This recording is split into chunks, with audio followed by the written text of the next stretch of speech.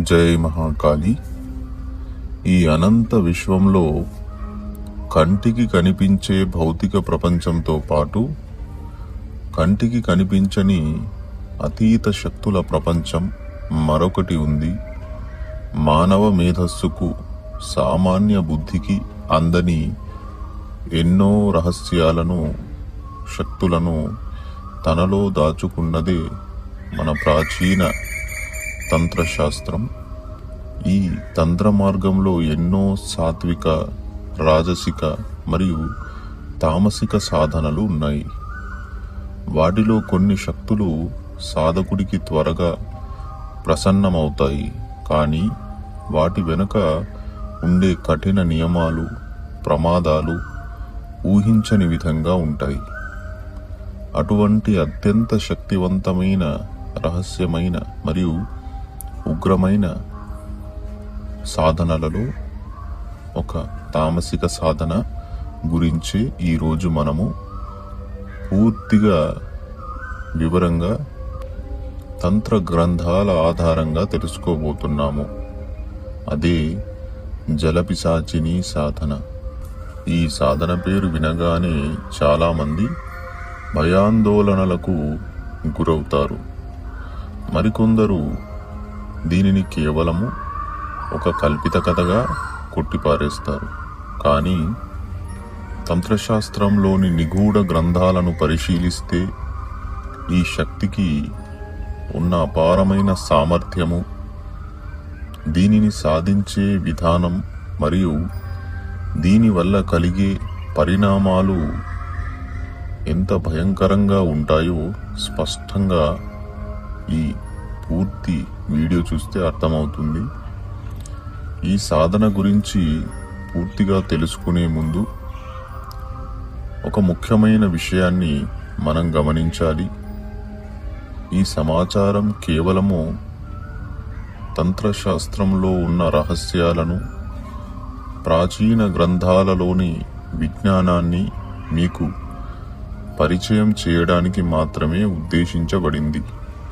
ఎటువంటి గురుముఖత ఉపదేశం లేకుండా, రక్షణ కవచాలు లేకుండా ఇలాంటి ఉగ్ర సాధనలు ప్రయత్నించడము ప్రాణాలకే ప్రమాదమని గ్రహించాలి.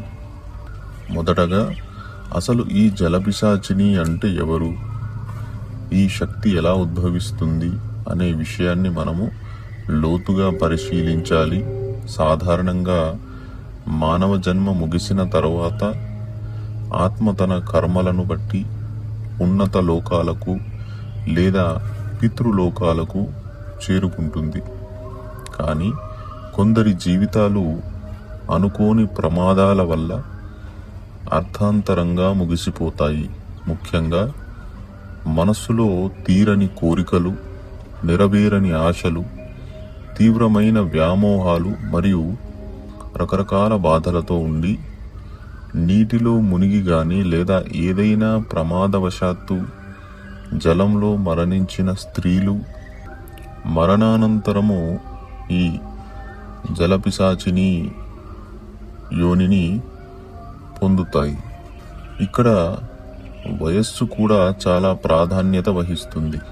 ముఖ్యంగా 20 సంవత్సరాల నుండి 40 సంవత్సరాల మధ్య వయసులో జీవితాన్ని పూర్తిగా అనుభవించకుండా అనేక ఆశలతో నీటిలో మునిగి చనిపోయిన స్త్రీల ఆత్మలు తీవ్రమైన ఆక్రోశంతో, అసంతృప్తితో ఈ ప్రత్యేకమైన శక్తిగా మారుతాయి. వీరు సాధారణ ప్రేతాలు లేదా భూతాల కంటే ఎంతో భిన్నమైన వారు. సాధారణ ప్రేతాలు భూమిపై, చెట్లపై లేదా పాడుబడిన గృహాలలో నివసిస్తే, ఈ జలపిశాచినీలు కేవలము నదులు, చెరువులు, అగాధమైన జలాశయాలు లేదా నదీ తీరం వంటి ప్రాంతాలలో లేదా నిర్జనమైన నీటి వనరులలో మాత్రమే నివసిస్తాయి.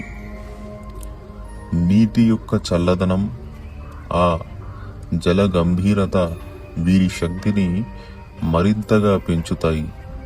వీరు సాధారణ శక్తుల కంటే ఎంతో ఉగ్రమైన వారు, వేగవంతమైన వారు మరియు సాధకుడిని క్షణకాలంలో ఉన్నత స్థితికి మార్చగల లేదా పాతాళానికి తొక్కేయగల అపారమైన తాంత్రిక సామర్థ్యం కలిగిన వారు.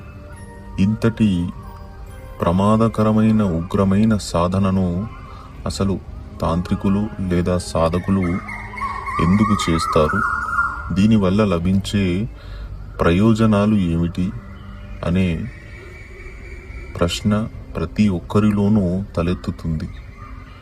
తంత్రశాస్త్రం ప్రకారము ఈ సాధన వల్ల సాధకుడికి లభించే లౌకిక ఫలితాలు అపారమైనవి మరియు అత్యంత వేగవంతమైనవి. మొదటిది ధన మరియు ఐశ్వర్య ప్రాప్తి. ఈ శక్తి సాధకుడికి ప్రసన్నమైతే అతని జీవితంలో ఉన్న తీవ్రమైన దరిద్రం తొలగిపోతుంది. వ్యాపారంలో నష్టాలు ఉన్నా, సమాజంలో ఆర్థికంగా వెనుకబడి ఉన్న ఊహించని మార్గాల ద్వారా ధనాన్ని ఆకర్షించేలా ఈ శక్తి సహాయపడుతుంది. సాధకుడిని ఆర్థికంగా ఎంతో ఉన్నత స్థితికి తీసుకువెళ్తుంది. రెండవది దీర్ఘకాలిక రోగ విముక్తి. కొన్ని రకాల వ్యాధులు మానవ వైద్యానికి లొంగవు. అటువంటి దీర్ఘకాలిక మరియు ప్రాణాంతక వ్యాధుల నుండి ఉపశమనం కలిగించడంలో రసాయన మూలికల రహస్యాలను లేదా నయం చేసే శక్తులను ఈ శక్తి సాధకుడికి ప్రసాదిస్తుంది. మూడవది రహస్య నిధులు మరియు భూగర్భ జ్ఞానం. పూర్వకాలంలో రాజులు, ధనవంతులు తమ సంపదను భూమిలోనే కాకుండా నీటి అడుగున రహస్య బావులలో లేదా నదీ తీరాలలో దాచిపెట్టేవారు. జలంలోనే నివసించే ఈ శక్తికి నీటి అడుగున దాగి ఉన్న ప్రతి విలువైన వస్తువు, బంగారము లేదా రహస్య నిధుల గురించి పూర్తి సమాచారము తెలిసుంటుంది. తనను ప్రసన్నం చేసుకున్న సాధకుడికి ఆ నిధుల వివరాలను ఈ శక్తి అందిస్తుంది. నాలుగవది తంత్రశాస్త్రంలోని షట్కర్మలు. మారణ, మోహన, వశీకరణ, స్తంభన, విద్వేషణ, ఉచ్చాటన వంటి క్రియలలో ఈ శక్తి అద్భుతంగా వేగవంతంగా పనిచేస్తుంది. ఎవరైనా శత్రువులు సాధకుడిని ఇబ్బంది పెడుతుంటే వారిని అణచివేయడానికి లేదా ఇతరులను వశీకరణ చేసుకోవడానికి ఈ ఉగ్రశక్తిని తాంత్రికులు ఉపయోగిస్తారు. ఐదవది రక్షణ. ఈ శక్తి సాధకుడికి లొంగిన తర్వాత అతని చుట్టుపక్కల ఉండే ఇతర చిన్న చిన్న భూత ప్రేతాలను, పిశాచాలను మరియు జిన్ను లాంటి శక్తులను కూడా ఇది తన ఆధీనంలో ఉంచుకోగలదు. అంటే సాధకుడికి ఒక రకమైన అదృశ్య సైన్య రక్షణ లభిస్తుంది. చివరిగా ప్రయాణ వేగం లేదా జల ఆవరణ. ప్రాచీన కథల ప్రకారం ఈ శక్తి సాధకుడిని ఒక ప్రదేశం నుండి మరో ప్రదేశానికి అత్యంత వేగంగా ఒక జల ఆవరణ రూపంలో తీసుకువెళ్ళగలదని నమ్ముతుంటారు. ఇవన్నీ వినడానికి ఎంతో ఆకర్షణీయంగా ఉన్నప్పటికీ ఈ ప్రయోజనాల వెనుక ఉన్న కఠినమైన నియమాలు, సాధన పద్ధతులు అంతే భయంకరంగా ఉంటాయి. వీటిలో చిన్న పొరపాటు జరిగిన సాధకుడి ప్రాణాలకే ముప్పు వాటిల్లుతుంది. సాధనను ప్రారంభించడానికి ఏదైనా ఒక శుభ్రమైన స్థలాన్ని ఎంచుకొని ఆదివారము రాత్రిపూట ప్రారంభించాలి. ముఖ్యంగా అమావాస్య తిథి లేదా చంద్రగ్రహణం వంటి రోజులు ఈ సాధనకు అత్యంత అనుకూలమైనవిగా భావిస్తారు. ఎందుకంటే ఆ సమయంలో విశ్వంలో తామసిక శక్తుల ప్రభావం చాలా ఎక్కువగా ఉంటుంది. సాధన కోసం ఎంచుకునే స్థలం కూడా ముఖ్యమైనదే. ఎటువంటి జనసంచారం లేని నదీ తీరం, పాత చెరువు లేదా గంగా తీరాన్ని ఎంచుకోవాలి. రాత్రి సమయంలో అక్కడ మనుషుల సంచారం కానీ ఎటువంటి శబ్దాలు కానీ ఉండకూడదు. ఈ సాధన చేసే రోజున సాధకుడు కొన్ని కఠినమైన నియమాలను పాటించాలి. ఆ రోజు ఉదయం నుండి ఎటువంటి సాత్విక పూజలు చేయకూడదు. ఎందుకంటే దైవిక శక్తుల ప్రభావం ఉంటే ఈ తామసిక శక్తులు సాధకుడికి లొంగవు. సాధన సమయంలో సాధకుడు కేవలము నలుపు లేదా తెలుపు రంగు దుస్తులను మాత్రమే ధరించాలి. మనస్సును పూర్తిగా లౌకిక ప్రపంచం నుండి వేరు చేసి భయాన్ని వదిలిపెట్టి కేవలము ఆ శక్తిని సాధించాలనే సంకల్పంతో మాత్రమే ఉండాలి. ఇక సాధన ప్రారంభించే ముందు సాధకుడు తనను తాను రక్షించుకోవడం కొరకు రక్షామంత్ర ప్రయోగం ద్వారా ఒక కవచాన్ని తన చుట్టూ వేసుకోవాలి. తామసిక సాధనలలో శక్తులు సాధకుడిని భయపెట్టడానికి, అతని మానసిక స్థితిని దెబ్బతీయడానికి ప్రయత్నిస్తాయి. అందువల్ల ఇంటి నుండి బయలుదేరే ముందు కొన్ని తంత్రక్రియలు చేయాలి. సాధకుడు తన ఇంటి గుమ్మం బయట నిల్చొని ఒక రాగి చెంబులో స్వచ్ఛమైన నీటిని వేసి రక్షణ మంత్రం ద్వారా అభిమంత్రణ చేసి తన ఇంటికి రక్షణగా ఆ నీటిని చల్లాలి. నదీ తీరానికి చేరుకున్నాక సాధకుడు స్థలాన్ని శుద్ధి చేసి శక్తివంతమైన రక్షణ మంత్రాలతో తన చుట్టూ ఒక రక్షా వలయాన్ని ఏర్పరచుకోవాలి. ఈ వలయాన్ని దాటి ఏ శక్తి లోపలికి రాలేదు. ఆ తర్వాత శరీర బంధన మంత్రాలను చదువుతూ తన శరీరంపై 5 సార్లు అభిమంత్రించుకోవాలి. దీనివల్ల శరీరంలోని పంచప్రాణాలు రక్షించబడతాయి. దుష్టశక్తులు సాధకుడిపై ప్రత్యక్షంగా దాడి చేయలేవు. ఒకవేళ రక్షణ వలయం బలహీనంగా ఉంటే సాధన మధ్యలోనే భయానక పరిణామాలు ఎదురవుతాయి. రక్షణ వలయంలో కూర్చున్న తరువాత అసలైన పూజా విధానం మరియు నైవేద్య సమర్పణ ప్రారంభమవుతుంది. వలయం లోపల ఎరుపు లేదా నలుపు రంగు బట్టలను ఆసనంగా వేసుకొని కూర్చొని ఆ బట్టపై ఎర్ర చందనంతో ఒక స్త్రీ ఆకృతిని స్పష్టంగా గీయాలి. ఈ ఆకృతి జలపిశాచినికి ప్రతీకగా మారుతుంది. ఆ బొమ్మ లేదా ఆకృతి వద్ద ఆవాల నూనెతో దీపాన్ని వెలిగించాలి. తామసిక సాధనలలో ఆవాల నూనె దీపానికి చాలా ప్రాధాన్యత ఉంటుంది. ఆ తర్వాత నైవేద్యాన్ని సమర్పించాలి. 2 ఎర్రటి లేదా తెల్లటి పువ్వులను సమర్పించాలి. గులాబీ పుష్పాలను సమర్పించవచ్చు. అత్తరును కూడా సమర్పించాలి. మరియు ఒక తెల్లని తీపి మిఠాయిని ఆ ప్రాంతంలో ఉంచాలి. అయితే ఈ శక్తి తామసిక స్వభావం కలది కాబట్టి ముక్కలుగా చేసిన పచ్చి లేదా వండిన చేపలను తప్పనిసరిగా సమర్పించాలి. వీటితో పాటు ఒక సీసా మద్యాన్ని కూడా నైవేద్యంగా ఉంచాలి. నైవేద్యాలు సమర్పణ చేసిన తర్వాత రుద్రాక్షమాలను చేతిలోకి తీసుకొని గురువు ఉపదేశించిన నిర్దేశిత మంత్రాన్ని 11 మాలలు జపించాలి. కొన్ని కఠినమైన తాంత్రిక పద్ధతులలో 21 మాలల చొప్పున వరుసగా 11 రోజుల పాటు ఈ జపాన్ని నిర్జన ప్రదేశంలో చేయవలసి ఉంటుంది. జపం చేస్తున్న సమయంలో సాధకుడికి అనేక వింత భయంకరమైన అనుభవాలు ఎదురవుతాయి. ఇది సాధకుడి ధీరత్వానికి, నిశ్చలత్వానికి పరీక్షా సమయం. జపం తీవ్రత పెరిగే కొద్దీ నీటిలో నుండి పెద్ద పెద్ద శబ్దాలు రావడము, ఎవరో గట్టిగా నవ్వుతున్నట్లు, ఏడుస్తున్నట్లు వినిపించడం జరుగుతుంది. చుట్టుపక్కల అడవి జంతువులు లేదా పాములు తిరుగుతున్నట్లు భ్రాంతి కలుగుతుంది.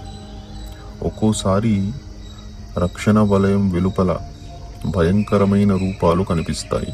కానీ సాధకుడు ఎట్టి పరిస్థితుల్లోనూ భయపడకూడదు, తన జపాన్ని ఆపకూడదు మరియు ఆసనాన్ని వదిలి లేవకూడదు. ఒకవేళ భయపడి ఆసనం వదిలితే రక్షణ వలయం దాటిన వెంటనే ఆ శక్తి సాధకుడిపై దాడి చేస్తుంది.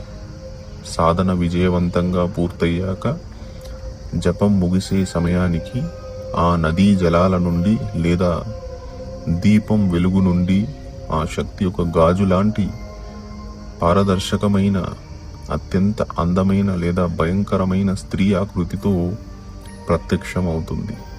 ఆమె శరీరం నుండి నీటి బిందువులు కారుతున్నట్లు, ఒక రకమైన వింత సువాసన వస్తున్నట్లు అనిపిస్తుంది.